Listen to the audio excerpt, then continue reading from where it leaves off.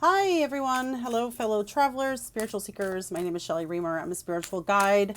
Welcome back to my channel if you've been here, or welcome for the first time. I'm going to do a channeled message for you all today, and I have a strong feeling it's going to piggyback on some personal and collective guidance I received this morning. Have you guys been feeling off? Maybe a little weird, maybe a little scattered? Like the energy it's not like it's been bad or like super, super heavy, but just maybe a little bit of trouble deeply connecting, feeling a little bit lost, feeling like a lot of loose ends going on. That's how the current energy has been manifesting for me. So this morning I did a meditation. My sleep patterns have been a little weird, and I went deep. I sat with myself, and if you want to, I'm not going to give a lot of information about that, but if you want that, you can go to my TikTok channel, skywardhealingarts.com. The most recent video is me giving that message, and also, I mean, it was like 6 in the morning, 5:30. I mean, I was puffy-eyed and hoarse-throated, but hoarse-throated.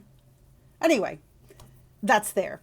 But I wanted to just start again. So I went to meditation. But I do want to just acknowledge that there is something going on in the collective. I'm hearing it from other empaths and sensitives. It's so helpful to know that. So often, as sensitives and empaths and intuitives and people who are just learning about those things, we really need to assess where our experiences are coming from. So when I'm having certain experiences in life, especially the challenging ones, you know, we need to evaluate, is this something in my inner, is this personal? Have I eaten something? Is it a habit of mine? Is it my own karmic personal problem? If the answer is no, then we go to the next thing. Have I picked up an energy? Is this energy transference? If the answer is no, it is probably to be found in the collective. And that's what I'm really feeling. And the message that came through this morning is that there is a lot of energy in the collective coming from problems in the Middle East. Problems. I mean, that's such a problems. Destruction, violence, hatred, death, all of those terrible things that war is. And in Ukraine, obviously what just happened in North Carolina, there's a lot of despair happening. So even if it's not happening directly in your community, that energy sets off waves across the planet. And it does affect everyone. But those of us who are sensitive, it's going to affect us more. We're going to be aware of it, and it's going to show up in different ways. And for me, I guess you don't need to go to TikTok because I'm talking about it, but it showed up in me feeling kind of shut down. And what I realized is what my guide showed me this morning for me was that when I felt the waves of that heavy, scary, awful energy, I did what I tend to do when I get frightened or stressed, which is numb myself out. So my response has been too many hours scrolling on TikTok, too many hours just kind of like, I don't know, wandering around in my own mind, numbing out basically. So that's my response. I would offer you that question of, when you feel stress or a lot of negative energy, how do you respond to it? Now, ideally, what I would like to do is to be so aware that I'm aware of the vibrations around me, and that I would take that into my meditation pillow, and that I would have the ability to stay aware and mindful through that process instead of numbing out. That being said, God offers all kinds of compassion for our habits, and understands that until I'm that strong, numbing out is something that assists me.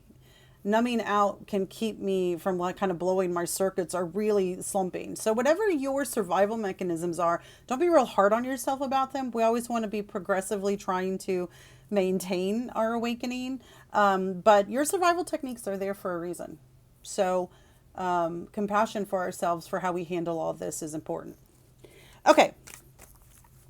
I'm just going to go into the channel now and see what the guides have to say. I'm going to do a little channeled thing. So if you have some time to sit with me and take a breath with me for a moment.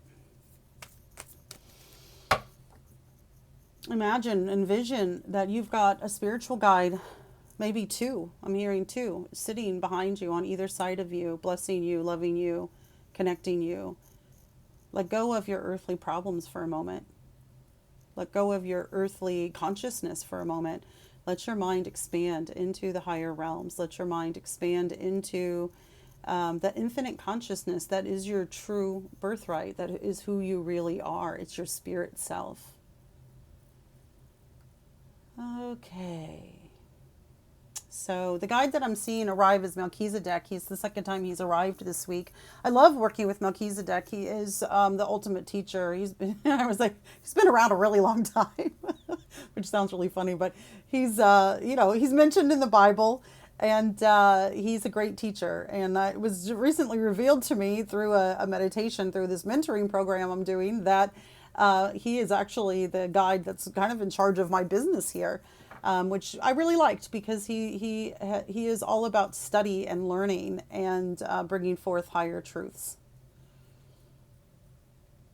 The message that he's bringing forth for everyone today is at this moment in time. Now, as we say at this moment in time, we do mean whenever you're listening to this, because this is a universal message. And when it comes across your path, it is meant for you, absolutely. So it could be today, which is October 5th, 2024. It could be 2 years from now that you stumble across this. But the universal message is that ground your roots into Mother Earth. Ground your roots into Mother Earth. Be present where you are. Be mindful of where your mind, thought, and consciousness is. Too many of you are scattered out into the thought of other places, thoughts of other problems, and are actually not even in your body, in your life, in this moment. This is this global mind that we all have now, this universal understanding, this information that we all have available to us. There are a lot of plus sides to it. Every great advanced civilization has had what some could say it's almost like an omnipresence across the planet.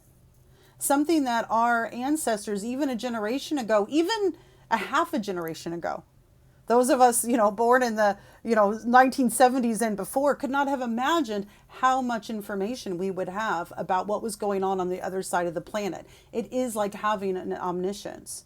Do not be so quick to dismiss universally. Over and over again, people say technology is bad, technology is bad. No, it is an important part of the evolution of a society.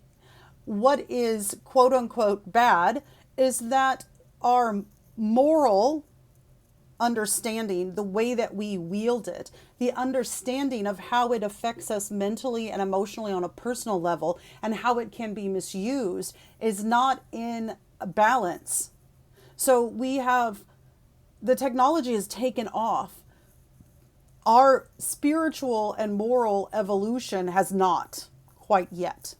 So it truly is the distance between those two things that is the problem. And what he wants to say to you as an individual is be mindful of how this omniscient energy and information is affecting your mind. Are you in your body? Are you with your family at home? You will feel unwell if you are not in your body in the moment. There are some of you that are experiencing symptoms that seem vague, but could ultimately be cured if you could change your relationship with the devices. Be more mindful. They're not saying, Melchizedek is not saying, don't use technology, put it down. There is no black and white. It is about mindful navigation of your consciousness. The mindful navigation of our consciousness has always been the way, to higher awareness, to bringing forth the divine energy, the divine love. It's always been the way, no matter what was before us. Even let's go back to, before technology, when people, maybe even before phones, when people before we could communicate massively, right? Whatever the problem, maybe the only problem that a person was facing is, what am I going to eat today? How am I going to feed my tribe? if that person were to take his consciousness into, let's say it's September, whatever, fall, they probably didn't even have a calendar, maybe it was fall, they're looking at cold months ahead. If that person is worrying, fretting, considering what the cold, dark months ahead are, it takes their consciousness out of the preparation that they need to be in right now. It's not actually that different than our need to be present now. It's just that now, it's so intense. It's like if we were that guy, that girl who was 3 months ahead of herself worrying about the winter to come. And also he or she had a million little voices telling her she probably should worry at the same time. And what about, and now, what about the tribes over there, they might come and what they're thinking. Da, da, da, da, da. So it's almost like we are being affected by this intense scream. Here's the other thing Melchizedek wants to say. You can handle this. You belong in this time. Okay? You belong in this time. We are not living in tribal days where the thing we have to worry about is, are we going to have enough food for winter? We don't actually, most of us don't have to worry about that. Not if you've got a computer and you're watching me do this video. But the answer is the same. It's just more intense right now. The answer is the same. Come here. Come sit. Come be here. Connect with your inner light and your divine truth. There is a universal mind, a universal intelligence that is like a compass for your life.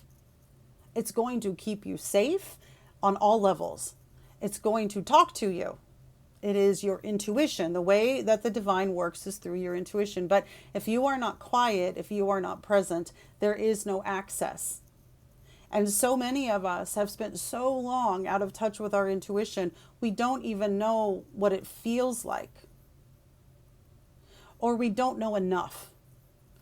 And what Melchizedek wants to come to say today is that the basic foundation of this is to learn how to calm and quiet yourself so you can hear that voice.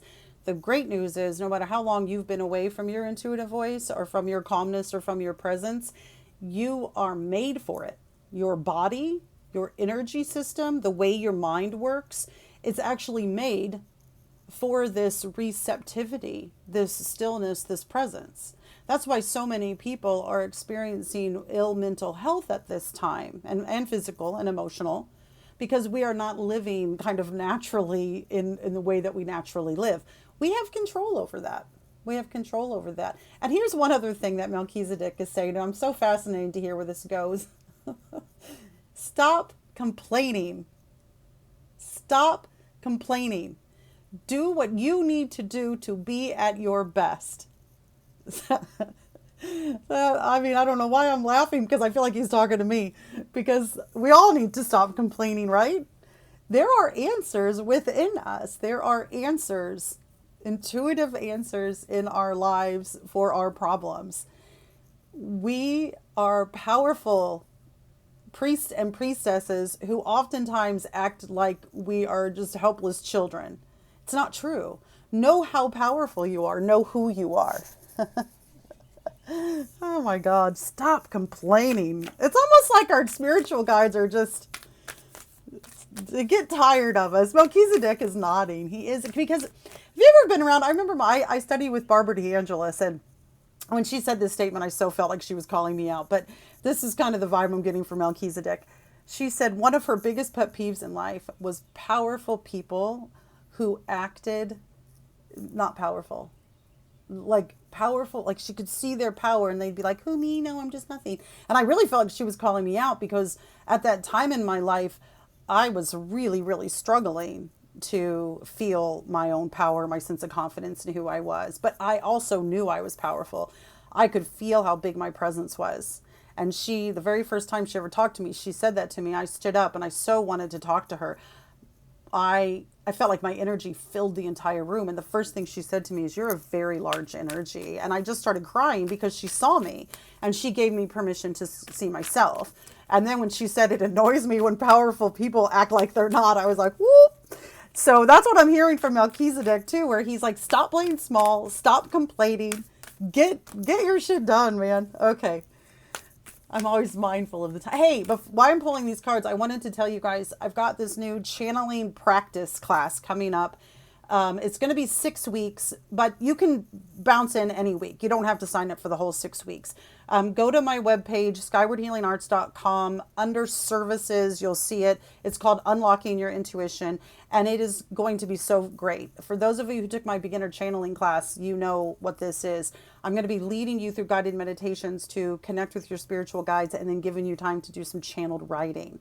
Answer your questions about channeling, answer your questions about how to channel write, and just basically have 6 weeks to practice. So go on skywardhealingarts.com. You do have to sign up for the classes individually. But if you want to buy a chunk of them, if you want to sign up for all of them or 4 of them and you don't want to pay, do that individually, just email me at shelly@skywardhealingarts.com or message me here. And then, we can kind of personally work out how many if you want to buy at once. But my IT person she's got a full-time job. She's very busy. She did a real simple one, and that's fine. Like I'll learn to do more, you can buy a bundle kind of clicks and stuff like that later. Anyway, join me. It's going to be fantastic. It's really going to give you a direct experience of your spiritual guides. My goal with skywardhealingarts.com, this is not really true, but my funny goal is to put myself out of business. That you would be so in tune with your own spiritual guidance and your own inner being that you wouldn't need me anymore. Wouldn't that be something? I hope you always need me though, because not need me, but want me, because isn't it so great to have community? Yeah, exactly. The first card that came out. This is the High Priest card. This is a reminder of your power. Don't play small. And know that if you're feeling small, if you're feeling diminished, you're feeling lost, all that means is you need a technique to practice. Go to your yoga class, go to Tai Chi, do your breath work. If you are a light worker, do not forget, we all want to focus on the light part. It is work. We are meant to work. We are meant to wield the light. And that sometimes means we have to wield it inside ourselves and find our own compass and center so that we can be that for the world. High Priest. Powerful, powerful. There's a hawk on here. Messenger. Pay attention to the messages coming to you. The guides have a lot to say. Oh, another one flew out. Okay. This is the summer card. So summer card, obviously summer's coming to an end in this hemisphere. I got to work with some people from Australia with my new class. That was, I don't know, it's fascinating to me that they're going into summer as we're leaving summer. And I mean, it really is the down under, right? At least for us. But okay. But this is about giving your energy to your projects, basking in, yes, light and joy. I think this is a really great time. I think of myself this time of year as kind of storing up light for the winter. I like to sunbathe this time of year and think like a squirrel, but with the energy and light, kind of gathering ourselves for the winter. But also it's like, give your time and energy to your projects. What are you doing? Get focused. And when I say projects, it could be something as simple as, it doesn't have to be some like building a business or like some big thing. It could be something as simple as like, I need to clean out my closet. But, that saying, the Lord help those who help themselves. Go through your to-do list and start getting some stuff done. Melchizedek is like, come on, let's go. All right, let's do one more card, Melchizedek. I really love working with him. I'm so excited that he's like the patron saint of my business because I really feel his presence a lot. And I trust this guide because I know him. I've worked with him. And that's something else I can teach in my classes about, getting to know a specific guide, getting to know their energy so that you can really trust and have a relationship with them. Okay. 2 other cards. Now this is very interesting. So right after the summer card comes the winter card. The winter card obviously is about winter. It's about finding the light in the dark, but it's also about like taking care of your needs to the point that you can be at your best. Are you doing that for yourself? Or are you just surviving? It's time to get to work for your spiritual unfolding. The old way of being must be shed. And it doesn't have to be overwhelming. It could simply be small things. Make a list. This is how we do exposure therapy when we're trying to get over intense fears. Same thing. Make a list of all the things that you've thought of, that your guides have brought to you, that you've thought of that you could do to improve your well-being. And then start with the first one, the easiest thing to do. Maybe it's just like drink more water.